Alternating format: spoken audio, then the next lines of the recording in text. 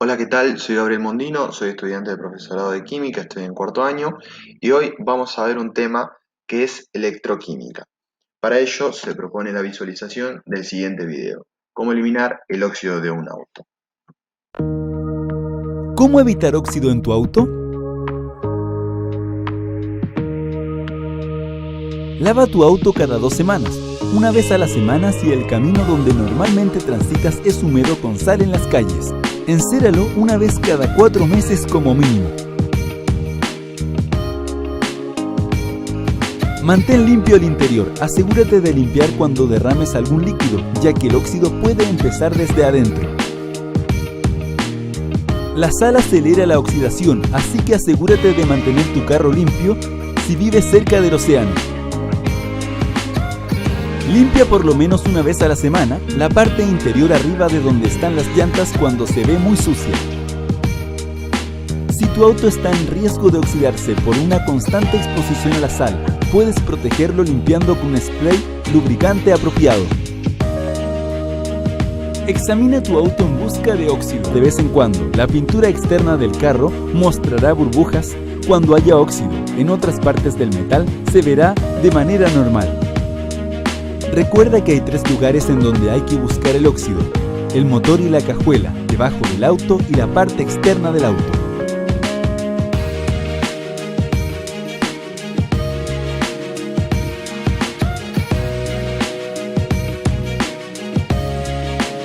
Tercocenter.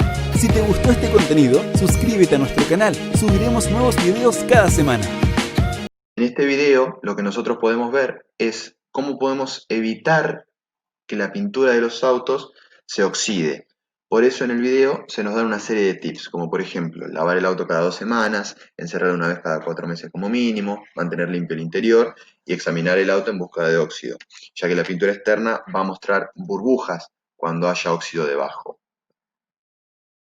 Bien, pero con esto nosotros nos hacemos una pregunta, y es: ¿qué es lo que lo produce? ¿Qué es lo que produce que se oxiden las cosas y qué es lo que produce la corrosión? Primero que nada, entonces, tenemos que definir qué es la corrosión. La corrosión es el término que suele aplicarse al deterioro de los materiales por un proceso electroquímico, como por ejemplo la formación de óxido del hierro. Para que el metal se oxide, tiene que estar en contacto con oxígeno y con agua. Son reacciones cuyo mecanismo con exactitud no se conoce, pero lo que se sabe es que una especie se oxida, el metal, y otro se reduce, el oxígeno atmosférico. Para entender esto, nosotros tenemos que definir una serie de conceptos. Los conceptos que tenemos que definir son el concepto de electroquímica, que es una rama de la química que estudia la transformación entre la energía eléctrica y la energía química. Los procesos electroquímicos son reacciones redox o de óxido-reducción. Y en estos procesos electroquímicos se puede generar electricidad a partir de la energía de una reacción espontánea o viceversa, a partir de electricidad inducir a una reacción no espontánea. Para eso primero vamos a definir ahora qué es una reacción redox. Las reacciones redox son reacciones químicas en las que se transfieren electrones de una sustancia a otra. Un ejemplo es la reacción entre el magnesio metálico y el ácido clorhídrico. Los números que aparecen arriba de los símbolos de los elementos indican sus números de oxidación. En el caso del magnesio es 0, del hidrógeno es +1, y luego de transcurrida la reacción, el magnesio queda con número de oxidación +2 y el hidrógeno con 0.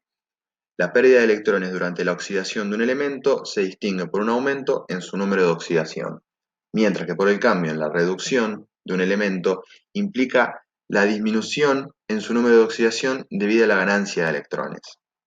En la reacción anterior, el magnesio metálico se oxida y los iones hidrógeno se reducen, mientras que los iones cloruro son espectadores. Vamos a ver ahora la siguiente escena de la serie Breaking Bad. Se propone mirar desde el minuto 0:48 hasta el minuto 2:22. El video tiene subtítulos en inglés y lo pueden ver en el link que está en el PowerPoint. Do you have any money? Change, I mean coins. Yeah, I got a bunch of Okay. them. Yes. You gather them and washers and nuts and bolts and screws and whatever little pieces of metal we can think of that is galvanized. It has to be galvanized or solid zinc. And bring me brake pads. The front wheels should have discs. Take them off and bring them to me. Very bad. Okay. Well, what are we building? You said it yourself. A robot? A battery. And now, what shall we use to conduct this beautiful current with? What one particular element comes to mind?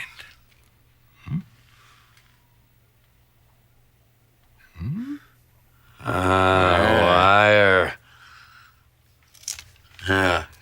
Copper. Oh, man. It's copper.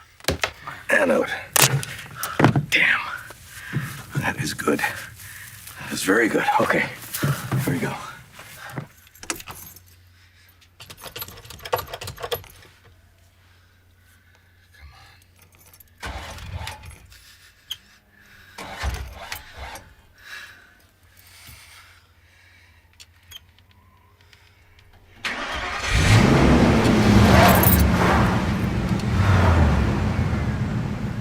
I can trust you. ¿Qué es lo que sucedió en esta escena? En la escena podemos observar que los dos protagonistas quedan varados en el desierto, ya que su vehículo no funciona. La manera que tiene uno de ellos es resolver el problema generando una pila o celda galvánica con elementos que contaba a su disposición en esa situación. Pero, ¿qué es una pila? ¿Qué es una celda galvánica? Es un dispositivo que genera electricidad mediante una reacción redox espontánea. En este dispositivo se tienen que separar el agente oxidante del agente reductor.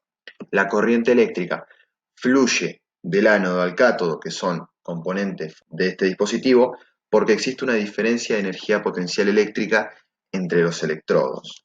En este ejemplo, en esta figura, que se llama celda de Daniel, podemos ver cómo está compuesta una celda galvánica, con el ánodo, el cátodo y el puente salino y la separación entre las dos sustancias. Viendo la anterior ilustración podemos identificar el puente salino, que es por donde pueden pasar los cationes y aniones de un compartimiento al otro, el cátodo, que es donde ocurre la reducción, que es el polo positivo de la pila, el ánodo, que es donde ocurre la oxidación, que es el polo negativo, y los conductores, que es por donde circulan los electrones. Las reacciones de oxidación y de reducción en los electrodos se les llama reacciones de semicelda, y son, en el ánodo, el zinc se oxida a zinc 2+, mientras que el electrodo de cobre, que es el cátodo, el cobre se reduce. Los electrones fluyen del ánodo al cátodo y se les llama ánodo ya que en él se generan iones positivos. Esos cationes atraen hacia sí los aniones del puente salino, mientras que al cátodo se le llama así porque los cationes se reducen a iones cero. Las cargas positivas disminuyen, por lo que atraen los cationes del puente salino. Nosotros en la siguiente animación podemos ver cómo en el ánodo ocurre la oxidación, los electrones circulan a través de los conductores y esta reacción atrae hacia sí los aniones del puente salino, mientras que en el cátodo ocurre la reacción de reducción, por lo que se atraen los cationes del puente salino. ¿Cómo funciona esta pila o celda galvánica? Hay sustancias que tienden a ganar electrones, mientras que otras tienden a perderlos. Esta tendencia se llama potencial de reducción. El potencial estándar de reducción o el voltaje que se produce en un electrodo se dice que está en condiciones estándar cuando todos los solutos tienen concentración de 1 molar y todos los gases están a una atmósfera de presión. Otro término común para el voltaje es la fuerza electromotriz o FEM, que es fuerza electromotriz. La diferencia de potencial eléctrico entre el ánodo y el cátodo se mide en forma experimental con un voltímetro, que en la figura acá es lo que aparece. Cuando fluyen los electrones por los conductores, el voltímetro se activa y muestra el voltaje de esa celda. Vamos a hablar un poco de los potenciales estándar de reducción. Existen tablas con estos valores, los cuales se calcularon enfrentando diferentes electrodos con el electrodo de hidrógeno.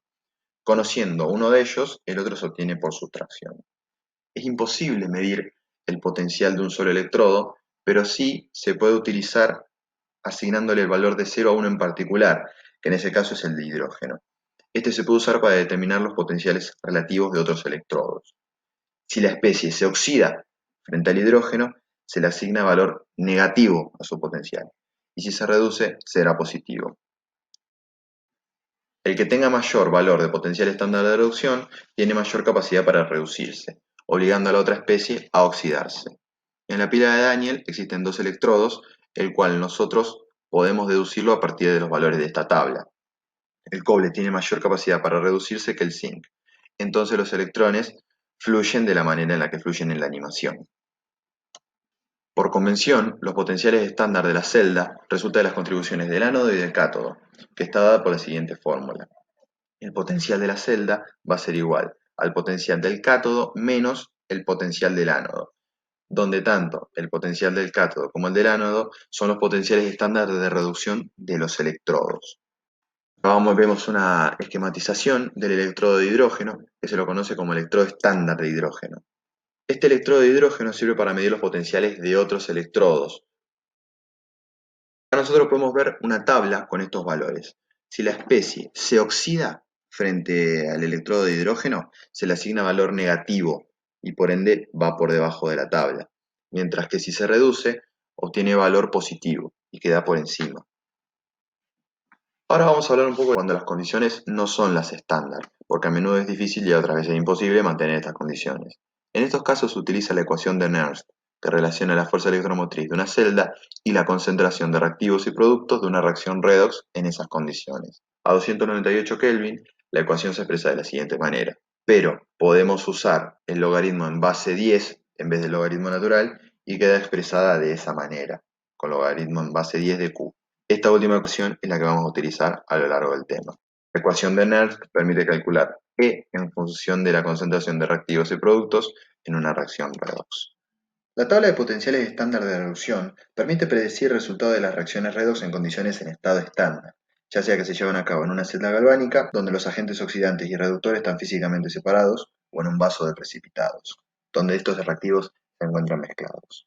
Podemos usar el signo de este valor que se encuentra en la tabla para predecir el alcance de una reacción redox. Un valor de potencial estándar de reducción positivo significa que la reacción redox favorecerá la formación de productos en el equilibrio. Por el contrario, si es negativo, significa que se formará más reactivos que productos en el equilibrio. Pero vamos a hablar un par de puntos acerca de cómo entender los cálculos de manera práctica. Para ello se enuncian algunos puntos acerca de esto. Los valores de potencial se aplican en las reacciones de semicelda que se leen de izquierda a derecha. Cuanto más positivo sea este valor, mayor será la tendencia a reducirse de esta sustancia. Por ejemplo, el potencial estándar de la reacción de la semicelda del flúor indica que tiene un valor de 2,87. Este valor positivo es el mayor de todas las reacciones de semicelda, así que el flúor es el agente oxidante más fuerte, porque es el que tiene la mayor tendencia a reducirse. Mientras que por el otro extremo se encuentra el litio, que tiene el valor más negativo. Así, el catión litio es el agente oxidante más débil, porque es la especie más difícil de reducir. Diciéndolo de otra manera, decimos que el ion fluoruro es el agente reductor más débil y el litio metálico es el agente reductor más fuerte. En condiciones de estado estándar, la fuerza de estos agentes aumenta de abajo hacia arriba y la de los agentes reductores aumenta de arriba hacia abajo. Los agentes oxidantes son las especies que están del lado izquierdo de las semirreacciones en la tabla, mientras que las reductoras son las especies que están del lado derecho de las semirreacciones. Las reacciones de la semicelda son reversibles. Dependiendo de las condiciones, cualquier electrodo puede actuar como cátodo o como ánodo. Un ejemplo es el electrodo de hidrógeno, que cuando se acopla con zinc actúa como cátodo y se convierte en el ánodo de la celda cuando está frente al cobre. Vamos a hablar ahora un poco de la regla de las diagonales. La regla de las diagonales indica que en condiciones de estado estándar, cualquier especie a la izquierda en una reacción de semicelda dada reaccionará en forma espontánea con la especie que esté a la derecha en cualquier reacción de semicelda que se ubique por debajo de ella en la tabla dada. Vamos a ver el ejemplo en la celda galvánica de Daniell. Podemos observar que la sustancia que está a la izquierda en la primera reacción de semicelda es el catión cobre y la sustancia que está a la derecha en la segunda reacción de semicelda es el zinc. Por consiguiente, como vimos antes, el zinc reducirá espontáneamente al cobre para formar catión zinc y cobre sólido. El cambio en los coeficientes estequiométricos de una reacción de semicelda no afecta el valor de su potencial estándar, porque los potenciales de electrodos son propiedades intensivas. Quiere decir que el valor no se va a modificar por el tamaño de los electrodos o por la cantidad de la disolución. Y por último, el signo del valor de potencial de estándar de reducción cambia cuando se invierte la reacción, pero su magnitud permanece igual. Vamos a resolver un ejercicio para tratar de poner en claro lo que acabamos de explicar. El ejercicio dice, predecir lo que sucederá si se añade bromo molecular a una disolución que contenga cloruro de sodio y ioduro de sodio a 25 grados Celsius. Se supone que todas las especies están en su estado estándar. Nosotros para resolver este tipo de ejercicios, primero lo que tenemos que hacer es plantear una estrategia. La nuestra va a ser la siguiente. Como están en estado estándar, nosotros vamos a tener que comparar los potenciales estándar de reducción, tanto del cloro, del bromo y del yodo, y luego aplicar la regla de las diagonales explicada anteriormente. Como resolución para este ejercicio, nosotros observando la tabla de potenciales de reducción, vamos a escribir los potenciales como sigue, de mayor a menor.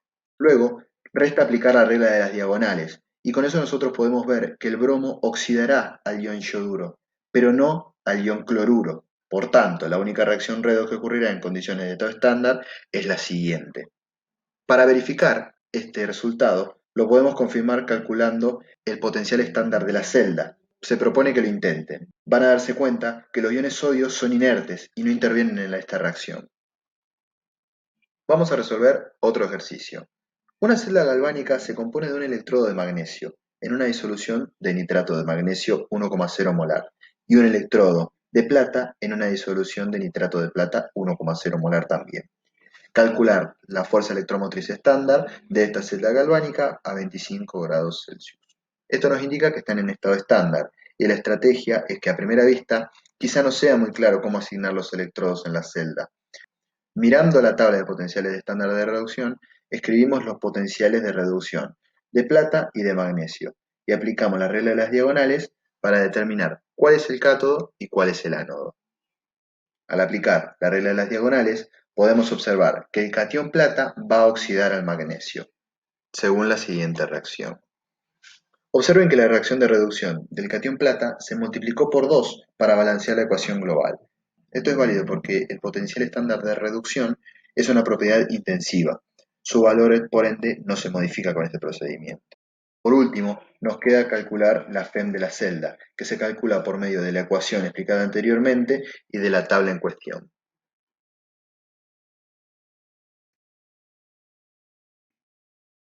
El valor positivo del potencial estándar de reducción indica que la reacción global de la celda está favorecida tal como se encuentra escrita.